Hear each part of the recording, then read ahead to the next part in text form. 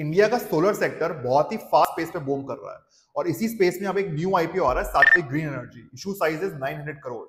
Company claim कर रही है कि इस इशू से वो अपनी कैपेसिटी कर देगी डबल। बट आपको इसमें इन्वेस्ट करना चाहिए या नहीं, जानने के लिए इस कंपनी का डीप डाउन एनालिसिस वीडियो पूरा एंड तक देखना। सात्विक green energy is a young company which started in 2017 with a capacity of just 125 megawatts और आज ये 3.7 गीगावाट्स की कैपेसिटी पे काम कर रहे हैं। आईपीओ के बाद इनका एम है इसको 7.7 गीगावाट्स पे ले जाने का। ये कंपनी 3 टाइप के सोलर पैनल्स बनाती है, मोनो पीईआरसी, एन टॉपकॉन और पॉलीक्रिस्टलाइन।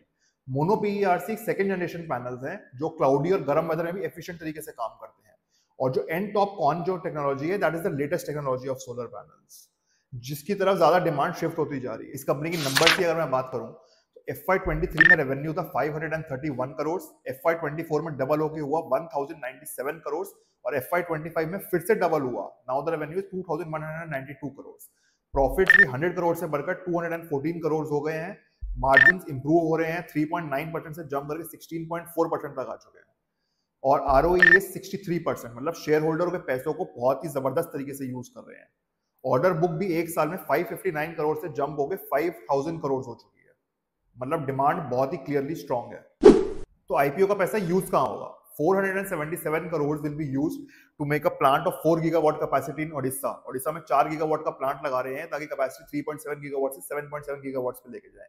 अब ये जो प्लांट है ये टाटा स्टील के स्पेशल इकोनॉमिक जोन में बन रहा है, जिससे इनको बहुत सारी रीइंबर्समेंट्स और सब्सिडीज मिलेगी, जैसे कि इलेक्ट्रिसिटी ड्यूटी फ्री होगी, स्टैम्प ड्यूटी में रीइंबर्समेंट होगी और 2 रुपीज पर यूनिट सब्सिडी होगी।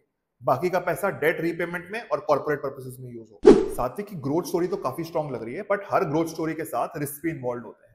सात्विक का ऑलमोस्ट 60% रेवेन्यू इनके टॉप 10 क्लाइंट से आता है। इसका मतलब concentration of customer is very very high. अगर एक बड़ा क्लाइंट चला गया तो काफी इंपैक्ट आ सकता है बिजनेस में। दूसरा, रॉ मटेरियल्स का 40% से ज्यादा इंपोर्ट इनका चाइना से है।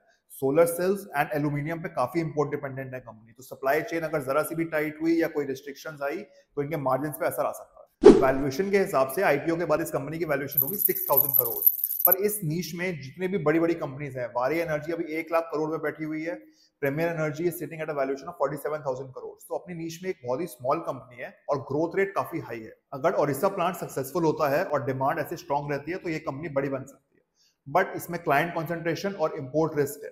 तो मेरे ख्याल से this is high risk high growth rate. Long term investors के लिए एक high big solar growth story बन सकती है, पर इसमें वही आपको रिस्क एपेटाइट अपनी बहुत हाई रखनी पड़ेगी।